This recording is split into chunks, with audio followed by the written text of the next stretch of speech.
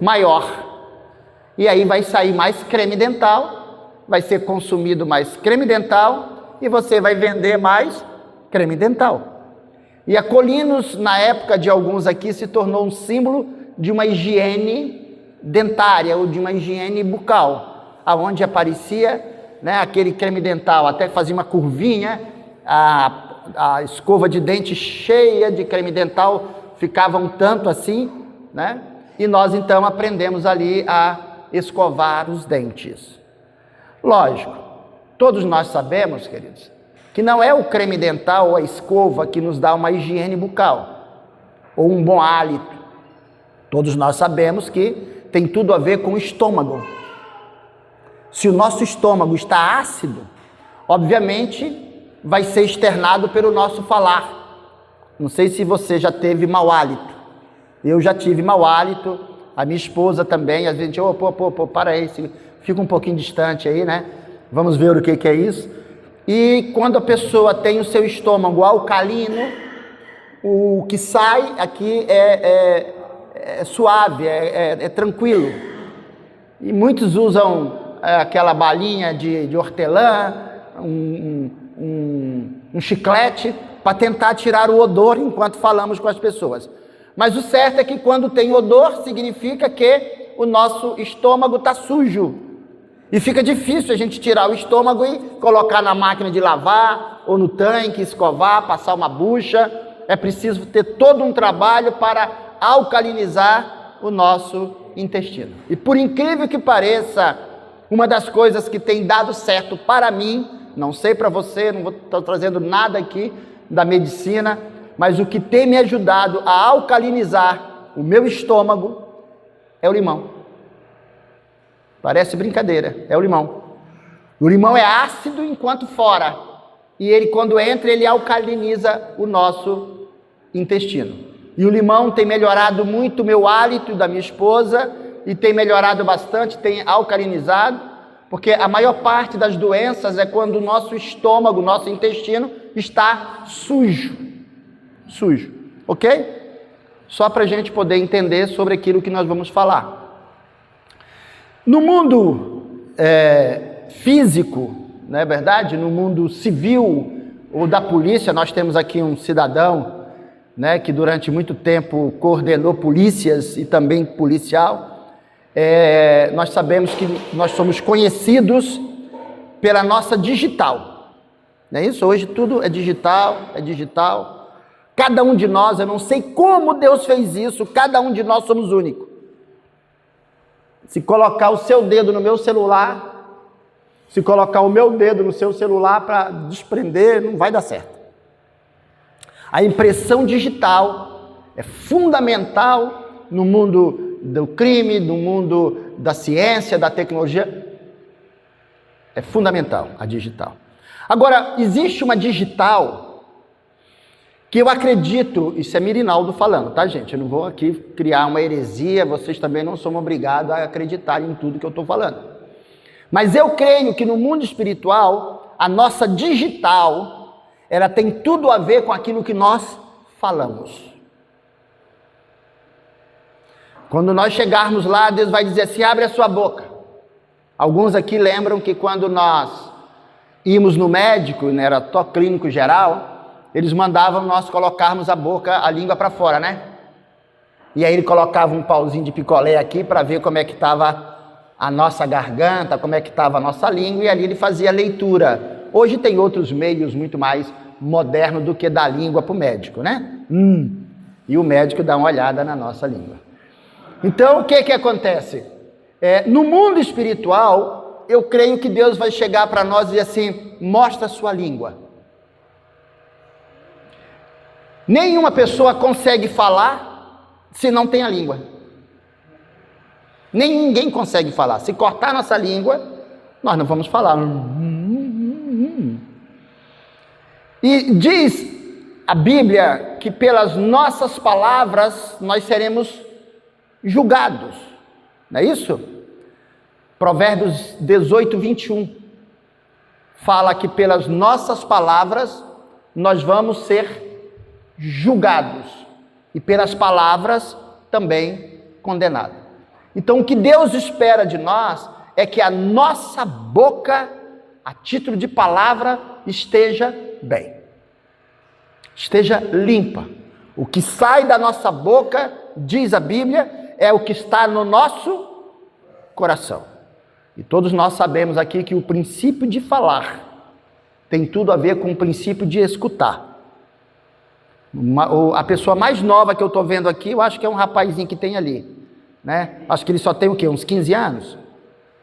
Você aí de camisinha amarela? É você que está olhando para o outro maior. Você tem 15 anos? Garotinho, o garotinho. 15? Ah, tá. Isso. É o mais novo entre nós. Ele não sabe, mas para ele falar, ele teve que aprender a fazer leitura labial e facial. Quando ele estava sendo amamentado pela mãe, a mãe colocava ele aqui e ele ficava então olhando a mãe falar com alguém, a expressão, e ele então foi ouvindo, e um dia ele começou a tentar falar, mamá, papá, dadá, e aí ele foi e desenvolveu falar, mas ele não sabia ainda ler, ele não sabia escrever, mas ele já sabia falar, e nós então aprendemos a falar. E na realidade, os nossos pais não nos ensinaram o poder que há na palavra falada. E só depois nós vamos... Ah, tem uma mocinha ali, olha, esqueci, tem uma menorzinha ali. Nós, na realidade, só fomos aprender a escrever e a ler só depois. Mas primeiro nós aprendemos a falar. Mas antes de falar, nós aprendemos o quê? A escutar. E tudo que o papai e a mamãe nossos falavam, nós íamos memorizando. Por isso que quando uma pessoa nasce num lar de famílias disfuncionais, onde há briga entre casais, briga entre famílias, palavrões, essa criança ela vai memorizar aquilo e de repente ela vai xingar um palavrão dentro da igreja, sem nenhum pudor, porque o que acontece? Mamãe falou, papai falou, vovó falou, vovô falou, e aí a gente, menino, o que é isso? Não, foi o que eu aprendi, foi lá em casa, né? Então, a Bíblia fala o que o coração está cheio. E eu quero aqui, de todas as formas, tentar mostrar para todos nós aqui, queridos, a importância da palavra. Todo mundo sabe, salvo aqui quem é surdo ou quem é mudo, mas nós temos 5 sentidos, que é o tato, né? Nós sabemos que muitos seres humanos amam ser tocado, abraçado. Pastor tem essa mania. Ele beija a gente em qualquer lugar, né? Encontra ele me dá um abraço e me dá um beijo. Eu digo, ei, rapaz, cuidado, do jeito que está aí o pessoal vai pensar o quê, né? Mas o pastor gosta de abraçar, gosta de beijar, gosta de tocar. E tem pessoas que não gostam de toque, não gostam de abraço. Não encosta em mim, não pega em mim, não é verdade? Mas, na realidade, a palavra, ela tem poder. A palavra tem poder.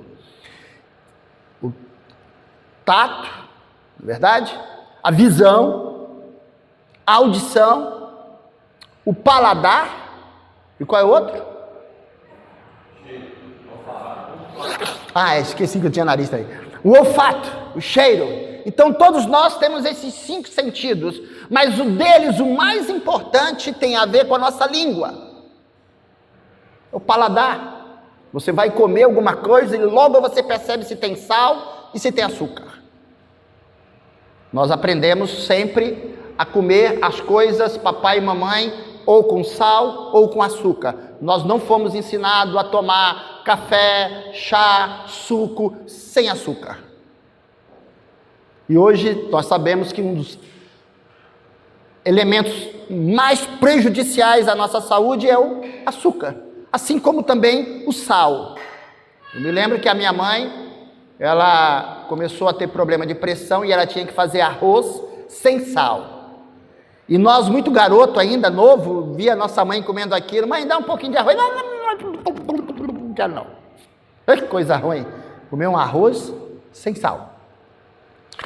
Então, esse sentido, o paladar, o que falamos, Isso eu estou ministrando aqui, gente, é porque eu estou sendo por Deus ministrado ao longo desse tempo.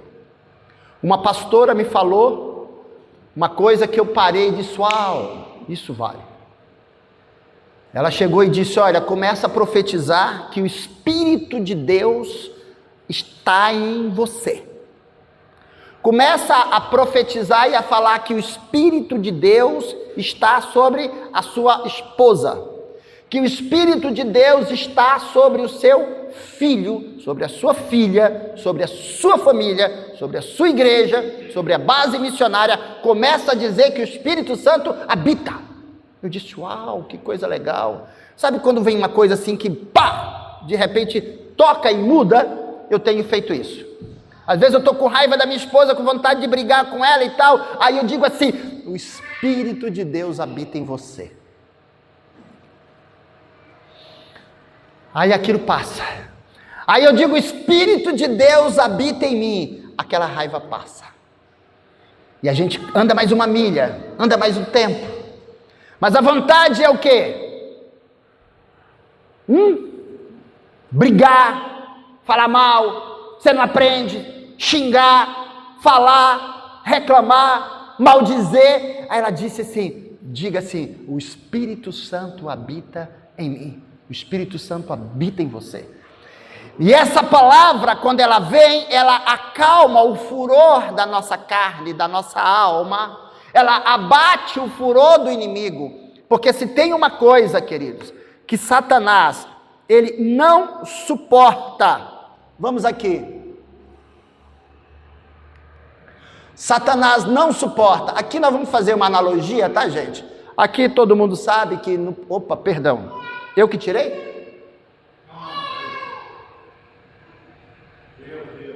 Tá. No passado, para você falar com Deus, você só tinha acesso a Ele no Santo dos Santos. Quem quisesse falar com Deus, lá no Antigo Testamento, o Espírito Santo não fazia o que ele faz hoje, ainda não era o ministério do Espírito Santo, ali era o ministério ainda de Deus. Deus fez o homem, Deus estava, e para alguém falar com Deus, você precisava de um sacerdote ou sumo sacerdote para entrar na presença de Deus, para levar a sua queixa, para levar a sua necessidade. Quando eu vim para a igreja cristã evangélica, saindo da igreja católica com ensino romano, eu sabia que para falar com Deus eu precisava de um intermediário. Eu precisava que alguém intercedesse por mim, porque só os santos podiam chegar até Deus. Vocês viram agora a morte do Papa, e cada um tira as suas conclusões de como a coisa foi feita e é feita. Mas eu vim com o pensamento de que só quem podia falar com Deus era quem era santo.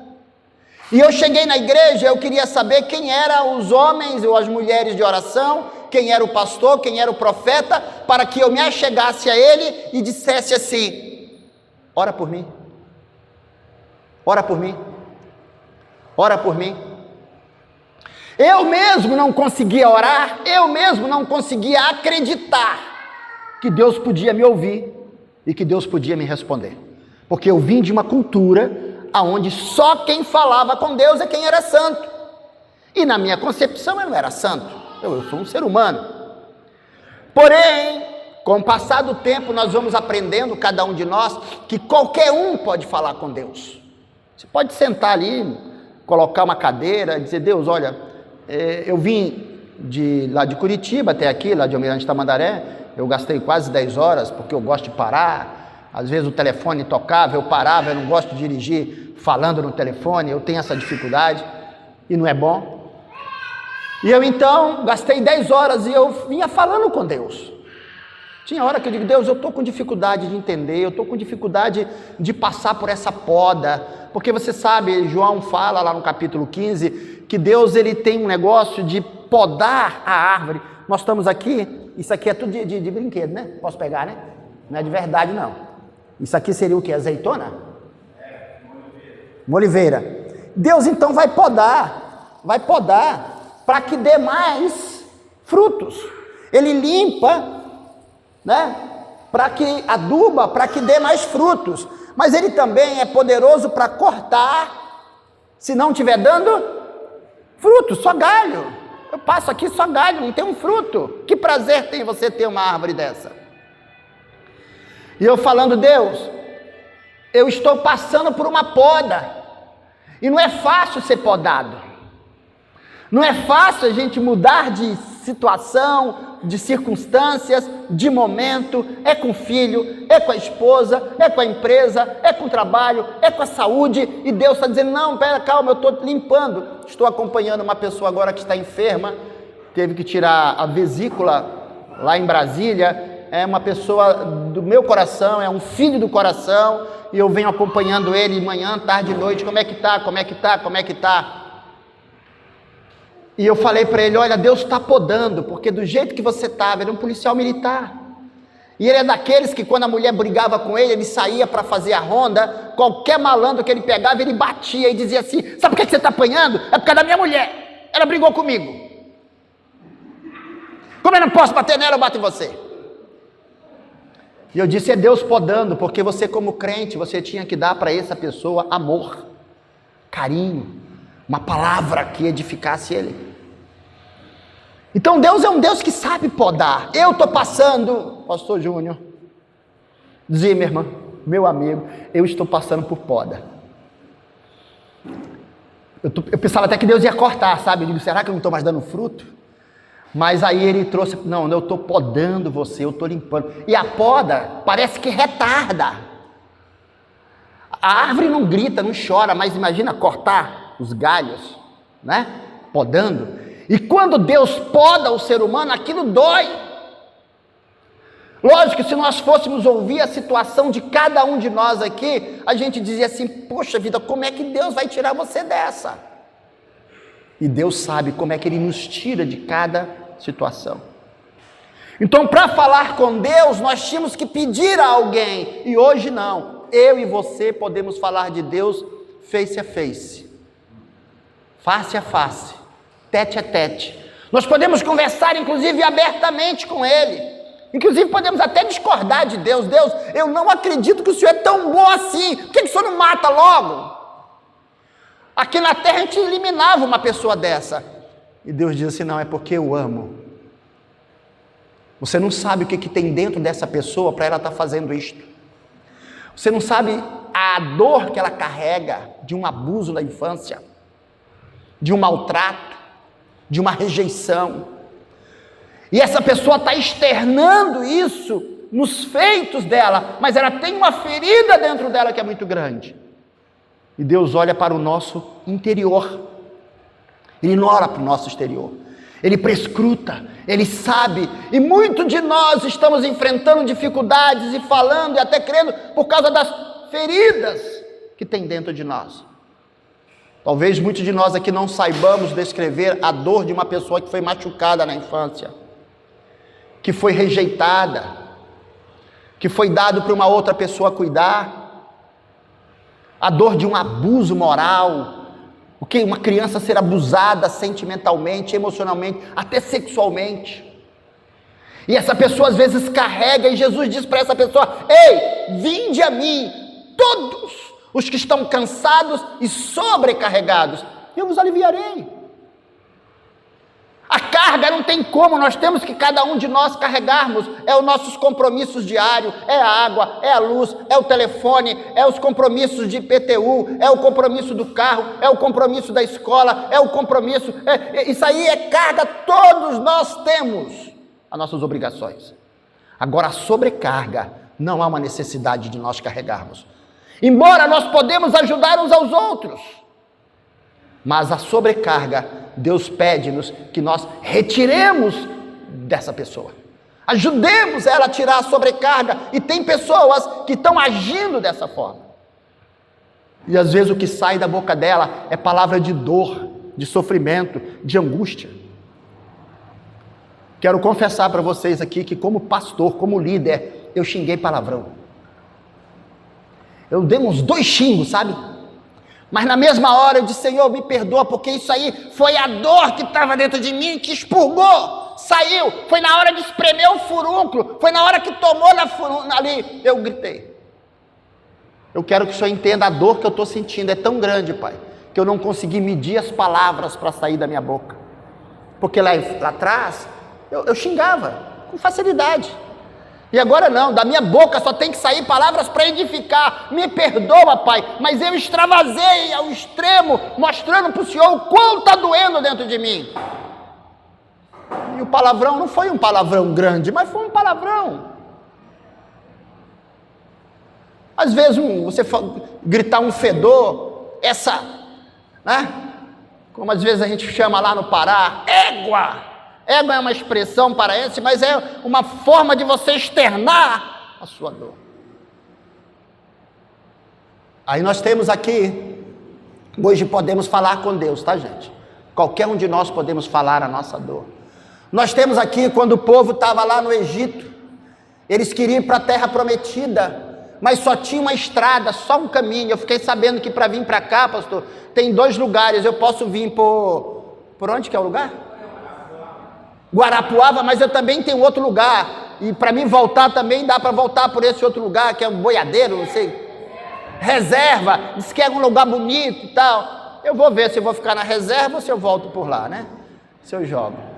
Então, nós queremos chegar na terra prometida, mas não tem 2 caminhos na terra prometida, embora a Bíblia fala de 2 caminhos, um estreito e um outro largo. E lógico, hoje infelizmente as pessoas preferem o largo, porque você pode tombar, você pode cair, você faz isso, você faz aquilo, e vai no largo. Mas todo ser humano cristão que quer andar no caminho estreito, tem que andar nas regras, nas leis, no momento certo do carro. Vindo de lá para cá, eu espero não ter sido multado, eu estava numa velocidade considerável, não estava acima, aí aparece lá o guarda da Polícia Federal com binóculo, né? Eu disse, Deus tem misericórdia. E em cima, quando você faz a curva, ele está lá, não dá nem tempo de frear, nem nada, você não sabe nem se larga o volante, já coloca a mão para cima e diz, sou culpado, né? Mas andar estreitamente, com um carro que tem um potencial de 160, de 200 por hora, e ali está dizendo 80. Eu não sei porque nós não nos juntamos para processar o governo, como é que o governo deixa fabricar um carro no Brasil com 240 km por hora, sendo que a lei só permite no máximo 120 por hora. É ilógico. É uma indução, é uma forma de você ser multado. Como é que você, como presidente, deixa criar um carro, fabricar um carro com a capacidade de você correr 240, sendo que a lei só permite no máximo 120? São pouquíssimas estradas no Brasil que é 120, a maior parte é no máximo 110. Mas deixa para lá. Então, na terra prometida só tinha um caminho, e esse caminho era o deserto. Para chegar na terra prometida, sair do Egito. Todos nós sabemos que Egito é dor, é pecado. A gente estava no Egito, fizemos muita coisa errada e tal. Senhor, me tira daqui, Senhor, tem misericórdia. Ele disse, vem para cá. Aí, vou te dar a terra prometida. O que é a terra prometida? É o prazer, é a satisfação. Você casou, você tem uma família, você tem um emprego, você tem agora um chamado, você está com o ministério, você está fazendo a coisa certa. Mas para chegar na terra prometida que Deus tem para mim, que Deus tem para você, olha lá, nós vamos ter que pagar o preço.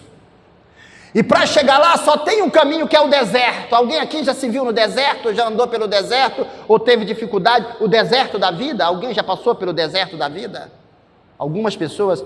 Você que não passou, fica tranquilo, vai chegar a sua vez. A não ser que você não queira chegar na terra prometida. Mas se você quiser chegar na terra prometida, nós vamos ter que passar pelo deserto, porque é no deserto que nós vamos ser provados. É no deserto se a gente vai amaldiçoar, a gente vai brigar, a gente vai xingar. É no deserto que a gente vai dizer, não, eu quero voltar para o Egito, lá não tinha tanta pressão, lá não tinha tanta cobrança, eu quero voltar para o Egito, eu quero voltar para o Egito. Só que nós, os cristãos, falamos assim, Senhor, eu quero o que o Senhor tem para mim. A tua palavra fala lá em João 10:10 que o inimigo veio para matar, roubar e destruir, mas o Senhor veio para nos dar vida. e vida em abundância. Eu quero essa abundância. E Deus está dizendo assim: eu vou te levar na terra prometida, nessa abundância, mas primeiro você tem que passar pelo deserto. Porque é no deserto onde nós aprendemos ou a murmurar, a criticar, reclamar, maldizer ou glorificar a Deus.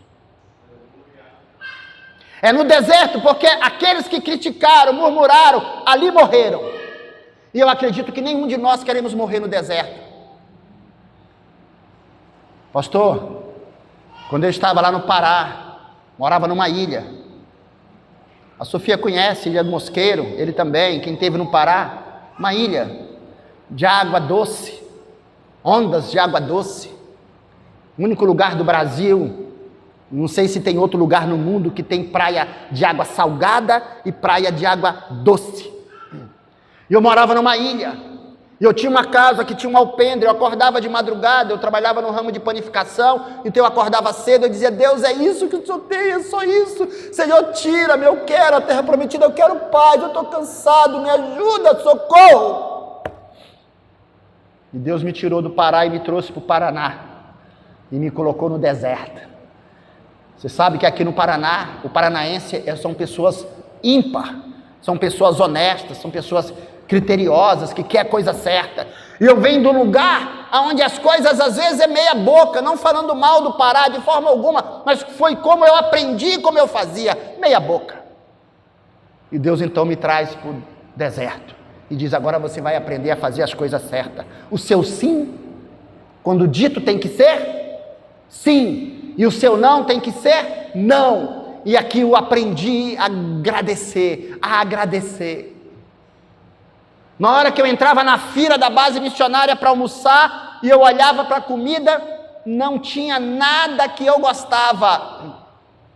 Aí eu dava minha vez para um, dava minha vez para o outro, dava minha vez, ia lá, tomava um copo com água, e eu esperava o momento da tarde, até onde nós podíamos sair, e eu ia na padaria comprar pão para comer.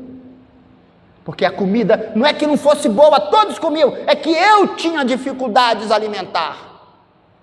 Eu fui um garoto doente, e mamãe, quando o garoto está doente, a mamãe sabe que o garoto pode até morrer, a mamãe faz o que ele gosta. O pastor Zimmer me levou ontem para jantar, ele falou: tem janta ali e tem hambúrguer aqui. Eu digo: onde é que é um hambúrguer? Eu gosto de lanche. Então eu criei algumas limitações alimentares, mas eu estava no deserto, mas eu nunca reclamei: essa comida não presta, essa comida é ruim, não, eu fui criando o hábito de agradecer. Eu digo: se eu falar que é ruim é pior, porque ainda vou levar um castigo, amanhã quem vai ter que fazer a comida é eu, e vou ter que fazer do jeito deles, e vou ter que experimentar, então é melhor não reclamar. Precisamos no deserto, num momento difícil, às vezes nós estamos passando momentos difíceis.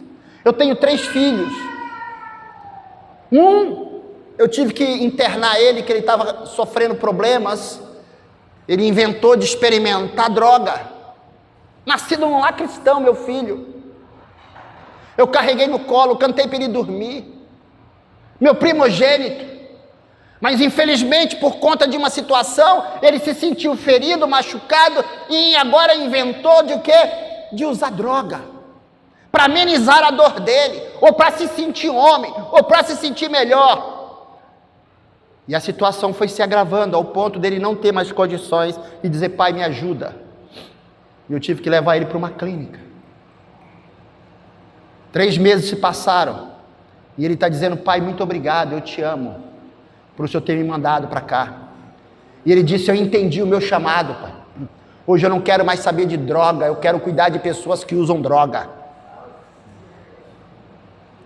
Mas pastor, você é capaz de falar isso, sendo você pastor, falar que teve um filho que usa droga? Sim, eu também tinha um filho, esse meu filho inventou, e arrumou uma menina, e disse que ia casar com ela, mas antes de casar com ela, engravidou ela, e foi lá e disse: pai, me abençoa. Eu disse: filho, é difícil abençoar uma coisa que nem Deus abençoa. Por que você não fez a coisa certa? Por que você não namorou com essa menina primeiro? Por que você não conheceu ela?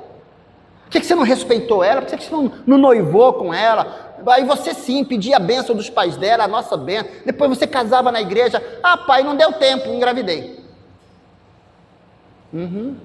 Passaram alguns meses, a criança nasceu, registrou a criança, passou alguns meses, ela não quer mais ele, o traiu. Ah, pai, e agora? Agora é a colheita. Agora é a colheita. Você vai ter que pagar a pensão do teu filho. Você vai ver a mãe do teu filho com outra pessoa, porque essa não era a pessoa que Deus tinha para você. Então eu, como pai, eu sofro momentos difíceis, e Deus chega e diz: eu vou te podar ainda. Digo: não sou da minha situação, eu vou te podar, eu vou adubar, para que você dê mais fruto, para que você fale a verdade.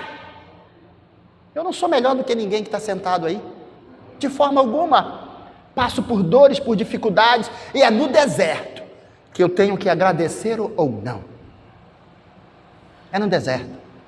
E quando você olha, Jesus, ele é o quê? João 14:6, Jesus, ele é o quê? É o caminho, verdade e a vida. Ele é o caminho, a verdade e a vida. Durante muitos anos da minha vida, queridos, eu só estava no caminho. É fácil ser crente, é fácil aceitar Jesus. Talvez aqui tenha pessoas não crentes, e aí nós convidamos, a pessoa aceita Jesus, amanhã nós estamos dando a paz do Senhor para ela, e se ela tem talentos, daqui a pouco ela está cantando com a gente, cuidando, ajudando, mas às vezes essa pessoa não se converteu. Eu tinha praticamente 20 anos de crente, uns 18 precisamente, 17, 18, mas não era convertido. Eu não sei se vocês conhecem algum crente não convertido. Gente, é difícil demais lidar com uma pessoa crente não convertida. Ela não perdeu o jeito, ela não perdeu a malandragem, ela não perdeu a maneira que ela adquiriu lá no mundo. Ela está no caminho. Eu não sei fazer joguinhos, esses brinquedos, sabe, de joguinho, eu não sei. O meu neto me chamou para jogar bola com ele no tal de acho que é videogame, e aperta daqui, aperta dali, né? Você sabe jogar videogame, garotinho? Futebol, sabe? Se eu for jogar com ele, é 10-0, assim, em poucos minutos para ele, porque um tem que apertar para chutar, o outro tem que apertar para cabecear, o outro tem que apertar para dar o passo para cá, e eu não tenho essa habilidade, essa coisa, não é do meu tempo. Em 1900 e faz tempo, a gente jogava batia na bola aqui, saía correndo, a gente chutava a bola, agora é tudo via aqui, e eu digo, e ainda tem que mudar de fase, algum joguinho muda de fase. Eu perdi de 10-0, disse: não, meu filho, eu não quero mais jogar com você. Não, vamos. Eu digo: mas meu filho, eu não sei. Mas ele queria que eu ficasse ali perdendo para ele o tempo todo. E tem hora que é ruim demais, perder todo o tempo, não dá nem um chute. Eu só estava no caminho. Só no caminho. Eu não estava na verdade. E para você, como crente, nós crentes, para mudarmos de fase, para aprendermos coisas novas, para aprender a lidar com a vida, a brincar com as coisas, nós precisamos sair do caminho e entrar na verdade. Ei, Jesus é a verdade. Nós podemos ver Jesus como sendo a verdade, e a verdade, o oposto da mentira. Gente, eu aprendi a mentir quando jovem. Casei, ensinei meus filhos a mentir. Eu falei que eu não estava, eles iam lá e diziam: papai não está. Eu mandava eles darem um recado negativo sobre a minha pessoa. Eu ensinei meus filhos a mentir, gente. E eles cresceram e começaram a mentir. E eu disse: meu Deus, eu tenho que tirar meu filho dessa escola. Eu não vou deixar mais eles ir para a casa dos primos, nem brincar na rua, que ele está aprendendo a mentir. Não, pai, eu estou aprendendo a mentir em casa. E agora eu tenho que mudar de fase, eu tenho que agora andar na verdade, eu tenho que andar na luz, queridos. E aí é onde nós entramos no caminho estreito. Falar a verdade, ensinar a verdade, pedir perdão pelas mentiras faladas, pelas mentiras praticadas. Isso não foi fácil, eu tive que fazer isso com meus filhos, e os meus filhos sabem que eu trabalho sempre com eles. Fale a verdade. Se você não conseguir, ficar calado. Você tem o direito de ficar calado. Deixa a pessoa pensar o que quiser. Esse meu filho que eu falei agora, que está numa clínica, ele tinha maior vergonha. Pai, eu não quero que o senhor fale da minha vida. Eu digo, eu tenho que falar. Porque eu não posso ser mentiroso, porque muitas pessoas que estarão me ouvindo podem estar com seus filhos passando dificuldade e estar com vergonha. E eu disse para ele e digo para qualquer filho de vocês que estão passando por dificuldade, você como pai, você como mãe, como avô, você vai profetizar e dizer assim, meu filho, minha filha não vai para a eternidade para o inferno. Meu filho, minha filha vai para a eternidade com Deus, no último minuto. Lá no meio das drogas tem pessoas crentes, lá na rua tem pessoas crentes, lá nos presídios tem pessoa crente, lá nos hospitais tem pessoa crente, em qualquer lugar tem pessoa crente, e qualquer coisa que vier acontecer com um dos meus filhos, antes de passar para a eternidade, vai dar tempo dele dizer, pai, me perdoa, e me recebe na glória, e eu te recebo como Senhor e Salvador. Isso tem me trazido paz. É lógico que a gente sofre como pai, é lógico que a gente sofre como mãe, é lógico que a gente sofre como parente, mas é Deus podando. E podando ele lá também, limpando e adubando para que quando começar vai dar mais fruto. Não sei se alguém aqui teve essa experiência de podar uma árvore e depois você vê novos galhos verdinhos e depois nascer frutos e você dizer, uau, dobrou, multiplicou os frutos. Alguém teve essa experiência aqui, gente? Eu estou vivendo isso na pele. Mas eu creio que muitos frutos serão dados. E se você está passando por isso, não tenha medo, permaneça na verdade. Provérbios 18 fala isso. Pelas tuas palavras serás julgado, pelas tuas palavras serás condenado. A boca fala o que o coração está cheio. E quando a gente fala errado, quando a gente briga, quando a gente xinga, quando a gente faz errado, aí você tinha que dizer, e agora? Já falei. Eu tenho um remedinho para você, gente. Sabe qual é o remédio? Vai lá e pede perdão para a pessoa. Pede perdão a Deus. Deus, eu mandei essa pessoa tomar banho na soda. Todo mundo sabe o que é soda? Soda cáustica. Quando a gente xinga alguém, manda tomar banho na soda. Eu mandei, meu amigo, eu quero te pedir perdão que eu desejei a tua morte, eu desejei que você fosse tomado um banho de soda e você desfigurasse tudo. Me perdoa. É porque meu coração estava tão machucado, estava tão sujo, estava ácido, o meu coração estava machucado e eu mandei você tomar. Não é isso não, cara. Eu quero que você tome banho no rio da vida. Eu quero que você me perdoa. Eu falei mal de você. Deus, me perdoa, que da minha boca saiu uma palavra torpe. O problema não é errar, é continuar no erro, é alimentar o erro. A boca fala o que o coração está cheio. E eu creio, queridos, que a impressão digital celestial é a nossa língua.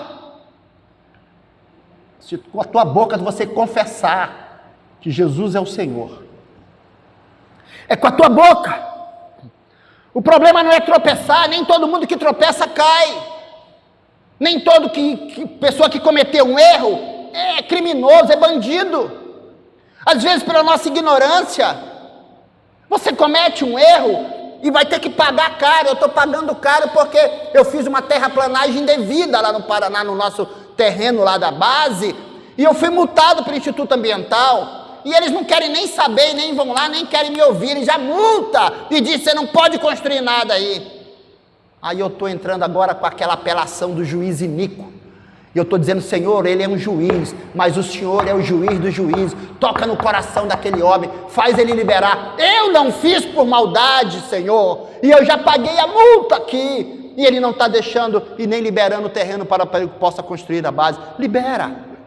E eu digo, Senhor, toca naquele coração, aquele juiz. Na hora que a minha causa chegar na mão dele, ele vai olhar e dizer, não, isso aqui, aleluia, porque o meu Deus, o seu Deus, o nosso Deus é mais poderoso, ele é capaz de fazer coisas infinitamente mais do que pedimos ou pensamos. Ele ainda é o Senhor, ele ainda é o Criador, ele ainda é o controlador dos céus e da terra. Eu não sei como o meu, eu não sei como o seu, eu não sei como o nosso Deus segura o sol lá em cima, segura a lua, sai lua, entra sol, entra lua. Lua, faz o seguinte, eu vou colocar as estrelinhas, aí coloca a nuvem aqui embaixo para ninguém ver. Depois ele dissipa a nuvem, aí a gente olha e diz, que dia lindo. E na nossa vida, às vezes está tudo nublado, a nuvem está aqui. E você não enxerga a lua, não enxerga nada, está nublado. E depois que a nuvem sai, você olha, graças a Deus, hoje vai ter sol. Graças a Deus, olha a lua, olha as estrelas. E nós começamos, eu não sei como ele segura o firmamento, mas é o meu, teu, nosso Deus que segura. Aliás, ele que fez. Agora, como ele fez e segura, eu não sei. Se você souber, por favor, me diga. Eu só sei dizer que é o poder de Deus. E ele controla tudo e todos, ele vê tudo e vê todos. E uma coisa que mexe com o coração de Deus, na realidade duas, é quando Deus vê um coração quebrantado, uma pessoa passando por dor, angústia, sofrimento, mas ela está adorando, ela está agradecendo, Deus olha e diz, eu vou entrar nesta causa com essa pessoa que está no seu quarto, que está chorando, que está pedindo, não está maldizendo, apenas está me pedindo ajuda. Eu vou entrar. É um coração contrito, quebrantado. E a outra coisa que irrita Deus e Deus entra, é quando Deus vê alguém maltratar um órfão, ou uma viúva. E todos nós sabemos que viúva não é só aquela mulher que perdeu o marido, mas viúva é o significado de uma pessoa que está passando por angústia, por dor, por sofrimento. E quando essa pessoa que está passando por isso, está dizendo, eu não tenho ninguém para me defender, e Deus entra e diz assim, eu sou pai de órfãos. Não mexe não. E você hoje sai para evangelizar nas ruas, você encontra muitos meninos e meninas, homens e mulheres espalhados pela rua, e quando você vai ver a história dele, órfão, por causa da dor que estava dentro dele, ele foi para a rua, ele foi para a marginalidade, ele foi para a terra de Tobi, como Jefté, lá em Juízes 11, foi para a terra da marginalidade, e está lá. Mas eu creio que Deus é poderoso para fazer infinitamente mais do que tudo que pedimos ou pensamos. E Deus vai trabalhar em favor dos seus filhos, Deus vai trabalhar em favor da minha esposa, da sua esposa, do seu marido, do seu avô, da sua avó, dos seus parentes. Deus ainda está no controle de tudo. Céu, terra e mar foi Ele que fez, e tudo que neles há.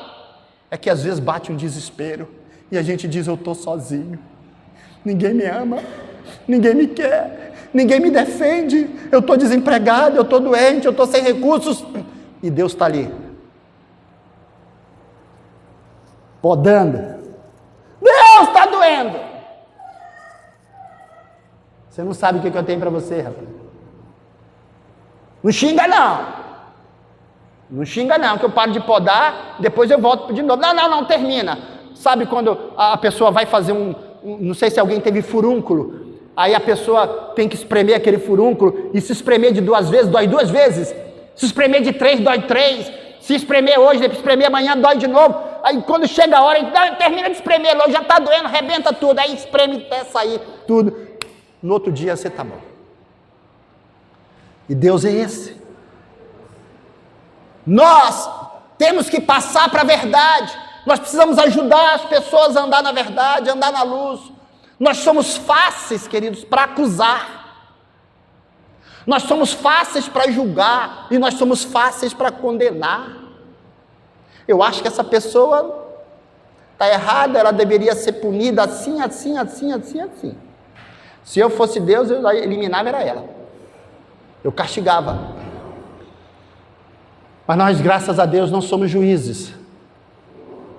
Deus ama. Deus ama aquele que está preso, Deus ama aquele que está no hospital, Deus ama aquele que está numa clínica, Deus ama aquele que está passando por dificuldade. Agora, recentemente, meu filho bateu o carro, e ele é motorista de aplicativo, e disse, pai, o que é que eu faço agora? Eu disse, agradeça a Deus por você estar vivo, e começa de novo. Não menosprezeis os humildes começos. Um dia, há 10 anos atrás, você começou com um carrinho, e agora começa de novo. E nós podemos chamar aqui a existência e dizer assim, usa o princípio do Rio Grande do Sul. Muitas casas foram embora, muitas riquezas foram embora, e está lá eles, fazendo sabe o quê? Começar de novo. Muitos de nós conhecemos o princípio que vai-se os anéis, Fica-se os dedos, enquanto a vida, a esperança. Jesus, ele é o caminho, a verdade e a vida. E se nós só vamos chegar na vida, só vamos chegar na terra prometida se passarmos pela verdade e se passarmos pelo deserto. Nós precisamos desse entendimento. Nós precisamos conhecer isto. Aqui, queridos, nós temos a comunhão com Jesus.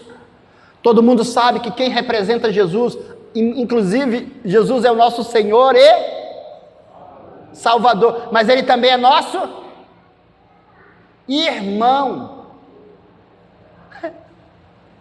Porque Ele era o único Filho de Deus.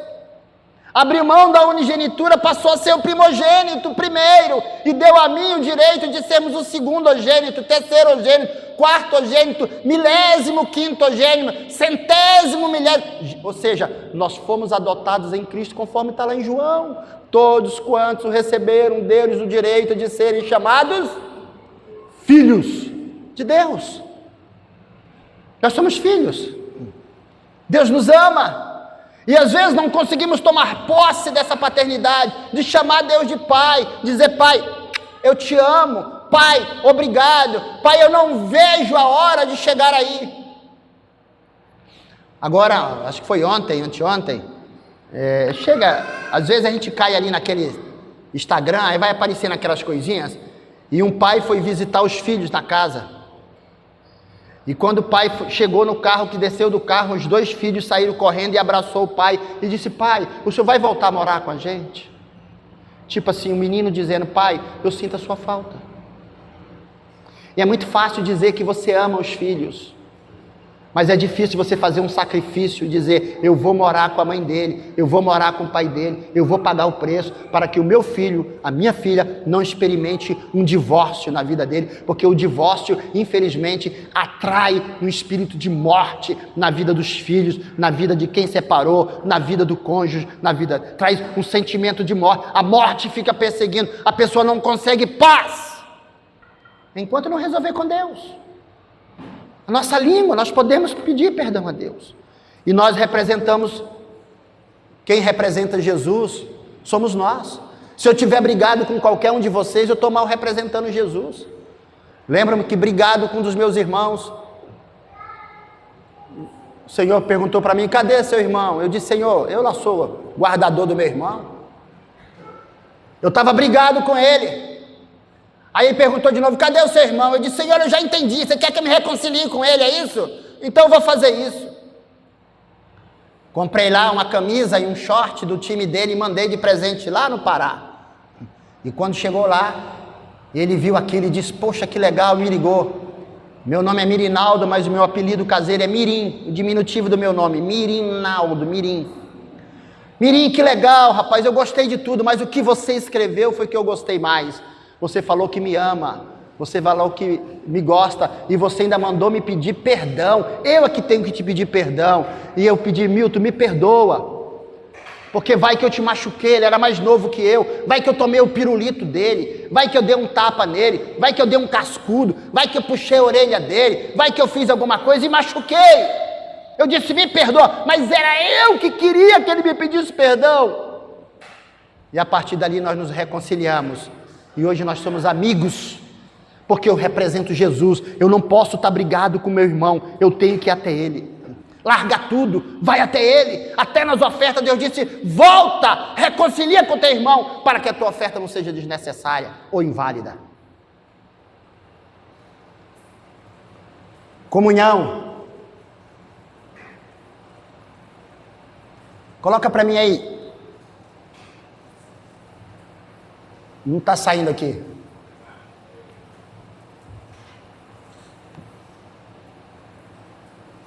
Isso. O Espírito Santo.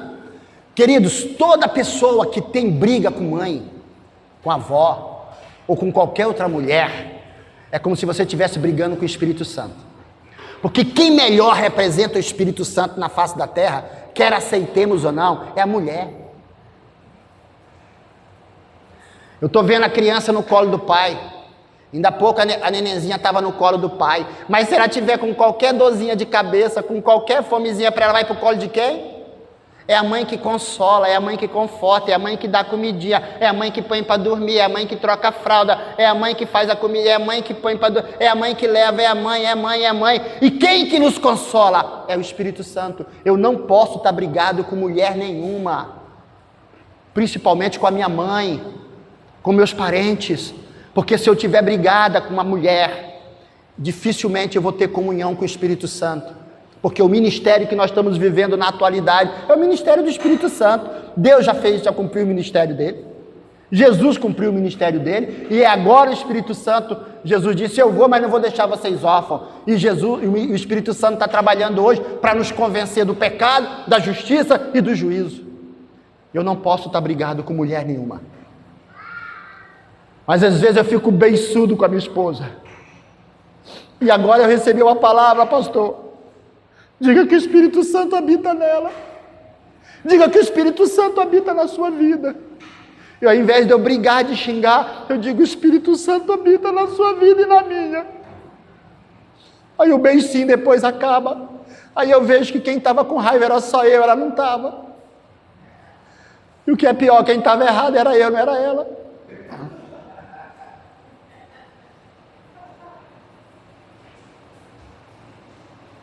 Para nós encerrarmos, Deus é o nosso Pai,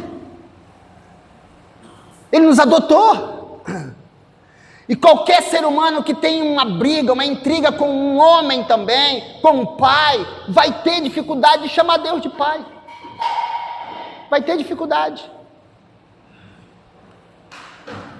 Eu e você precisamos consertar nossa vida. Somos passivos a erros? Sim.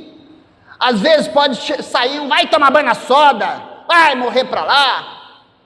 Senhor, me perdoa, não era isso que era para sair não, meu amigo, vem cá, por favor, me perdoa, mandei você tomar banho na soda, mas não é na soda não, é no rio da vida. Eu estava com o coração sujo, estava fedido, eu estava com problema, e eu externei.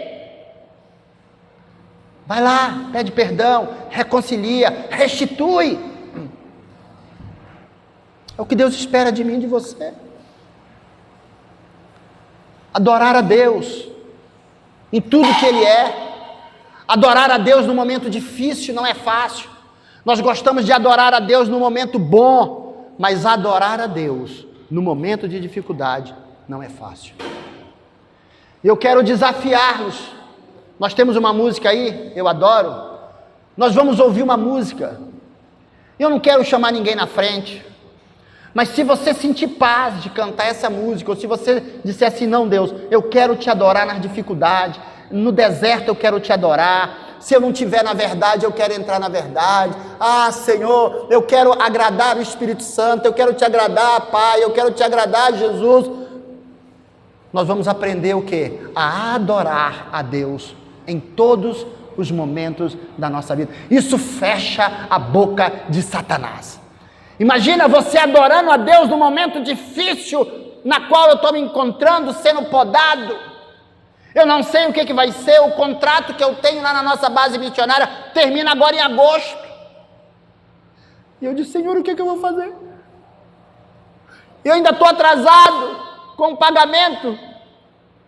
O que eu vou fazer? A oficina da alma, a ETED, os missionários, o que eu vou fazer? E Deus...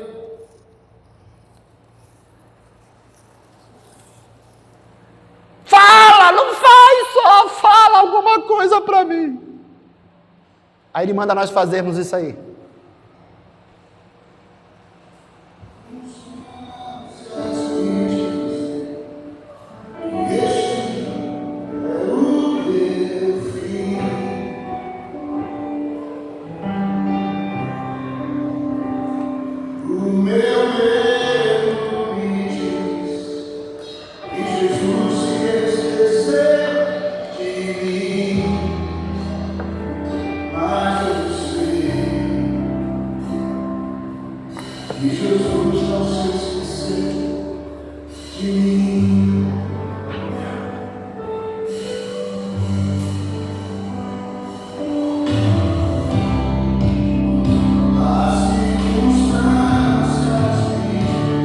Sente essa música.